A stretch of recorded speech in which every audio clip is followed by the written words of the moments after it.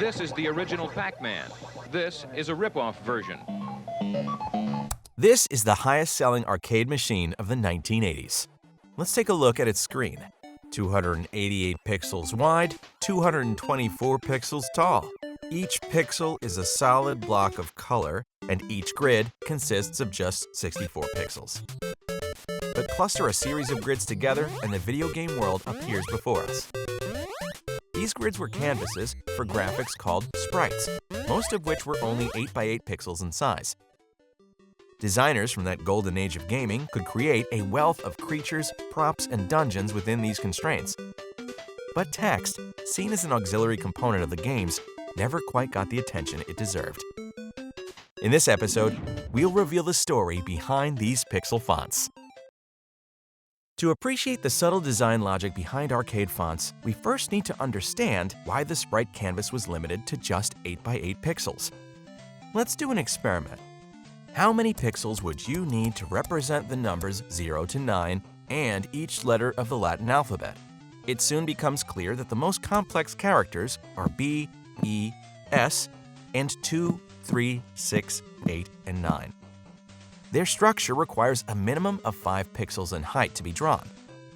Due to the nature of a computer's binary system framework, edges of grids were typically formatted to a power of 2. Averaged across all characters, 8x8 pixels allowed for the greatest optimization while using the fewest resources. Another important factor was that an 8x8 pixel sprite was displayed by arcade monitors as a 1 square centimeter image, which was very easy for players to read. So, with the boundaries of our pixel canvas set, the challenge falls to the designer to deliver a font that's not only readable and efficient, but also reflects the personality of the game itself. Let's turn back time and examine the typography design in the arcade classic Pac-Man, keeping these limitations in mind.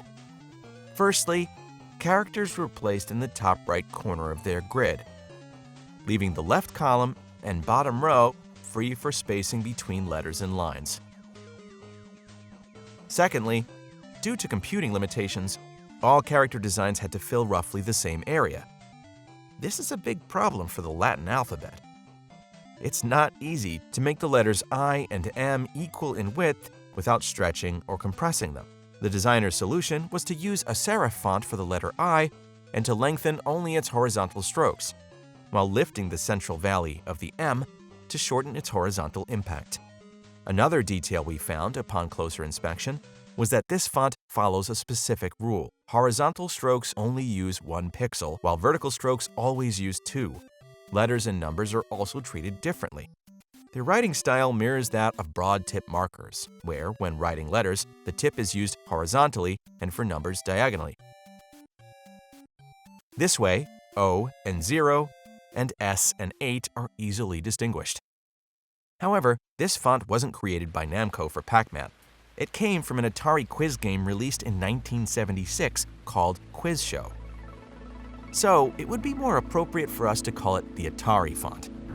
When Namco acquired Atari Japan in 1974, they began using this font in their own games, including Pac-Man. It was Pac-Man's popularity that urged Sega and Konami to create similar fonts for their games.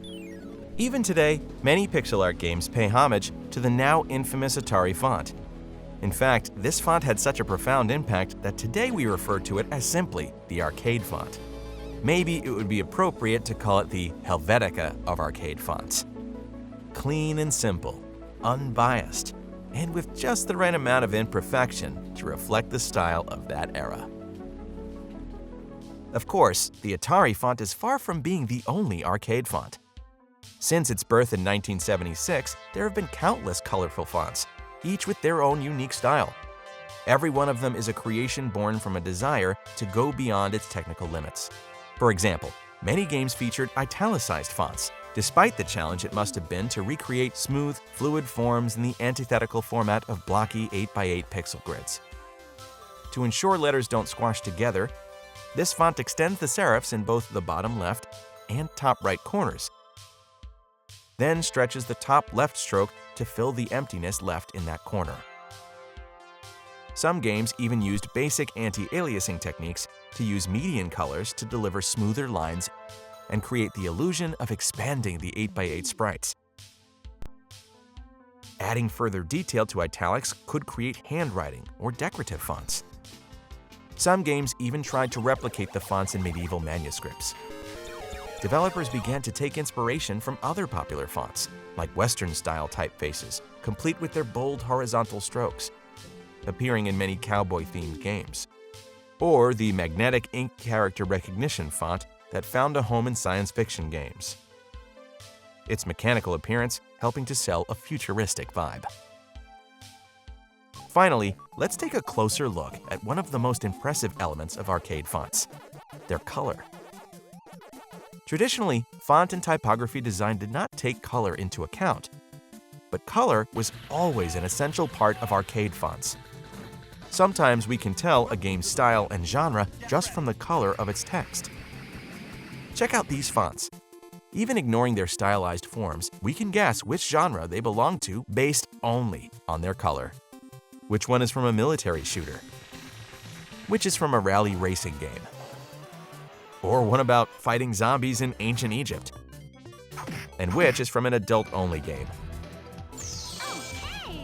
Colors can help convey the theme of a game, but they can also add texture to the font itself.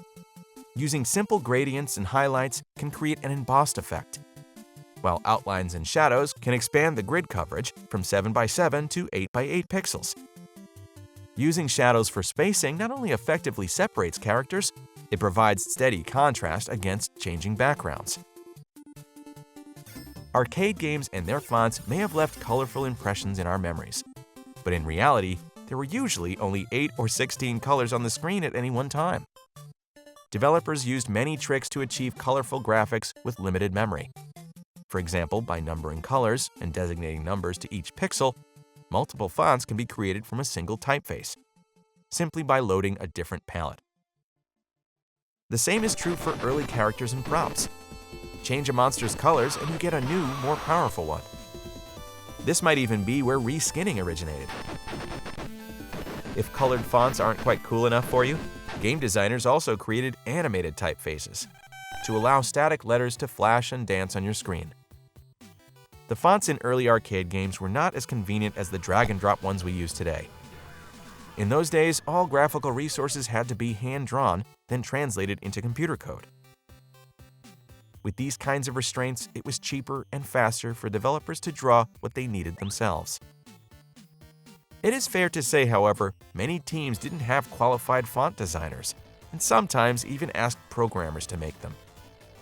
This often led to Japanese developers making typographical errors or even using the wrong characters when making English-language games. Today, we might laugh at these amusing details, but at the time, these kinds of flaws did not affect our enjoyment of the games. Some techniques were even quite creative, and not something professionals would have considered. Perhaps the technical restraints and lack of knowledge actively encouraged creativity in the development of arcade gaming. Arcade games and their fonts were visually stimulating and used many different styles, color palettes, and animations. All have left their mark on the history of gaming. While many try their best to recreate that retro style today, the developers of the past did everything they could to innovate beyond the limitations of their time, hoping to create a brighter, more exciting future. Perhaps game developers will continue to innovate to eternity and beyond.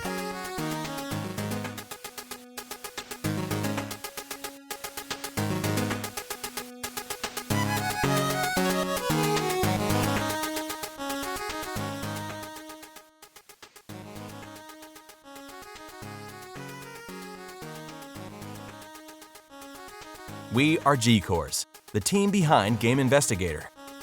If you enjoyed this video, please like and subscribe, and we have many more exciting videos on the way, so we look forward to seeing you next time.